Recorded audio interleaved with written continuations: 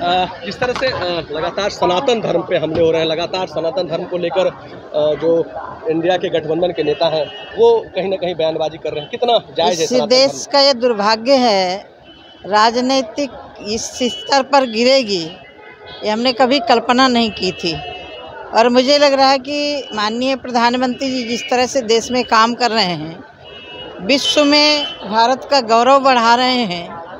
अभी आपने देखा कि दिल्ली के अंदर किस तरह से पूरे देशों की शख्सियत आई और यहाँ भारत की तारीफ करके गई माननीय प्रधानमंत्री जी के कार्यक्रम की।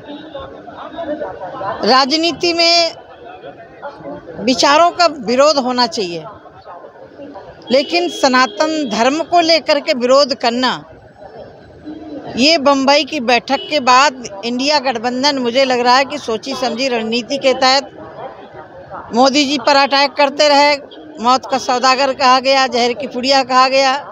गुजरात के चुनाव में उनके पिता को नहीं छोड़ा गया, माँ को नहीं छोड़ा गया। अब मोदी जी पर वार करके नहीं पार है तो अब सनातन संस्कृति को कुचलने की बात कर रहे हैं, डेंगू, मलेरिया, कोरोना जैसी उपाधि से। और यहाँ के शिक्षा मंत्री लगातार रामचरितमानस का खंडन करने का मतलब तुम गरीब का खंडन कर रहे हो। और मैं उस समाज से ताल्लुकात रखती हूँ जिसको मर्यादा पुरुषोत्तम भगवान राम ने तुम मम सखा भरत सम भ्राता सदा रहो पुर आवत जाता। मैं यहाँ के उन निषाद बंधुओं से भी कहना चाहती हूँ कि ऐसे लोगों का पुरजोर विरोध करें। राम जितना सम्मान देने वाला व्यक्ति, सनातन धर्म में एक संस्कृति है, एक विधा है। ये सनातन धर्म कोई कपूर नहीं है। इंडिया के लोगों के कहने से दुर्भाग्य है, क्यों नहीं बोलेंगे। कांग्रेस के राष्ट्रीय अध्यक्ष के बेटा बोल रहे हैं, तमिलनाडु में जिस तरह से हो रहा है वो तो बोलते ही रहे हैं।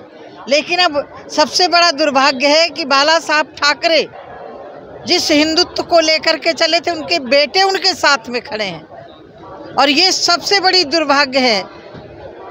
राहुल कहते हैं मैंने गीता पढ़ी है, मैंने उपनिषदें पढ़ी हैं। यदि गीता पढ़ी होती तो सबसे पहला श्लोक गीता का कहता है, धर्म क्षेत्रे कुरुक्षेत्रे समवेतायुषा माम का पांडवश्चैव किम करोत संजय। शुरुआत वहीं से शुरू होती कि धर्म, और हमारा सैनिक यदि सीमा पर जाता है तो गीता की कसम खा करके जाता है कि मैं देश की सेवा करूंगा। ये दुर्भाग्य है। मैं हिंदू समाज को चेतावनी देती हूँ, हम किसी धर्म का विरोध नहीं करते, हम सबका सम्मान करते हैं, सबका साथ सबका विकास। मोदी जी ने सबका काम किया, गरीबों के लिए, किसानों के लिए, मजदूरों के लिए, व्यापारियों के लिए, देश का एक गौरव बढ़ाया।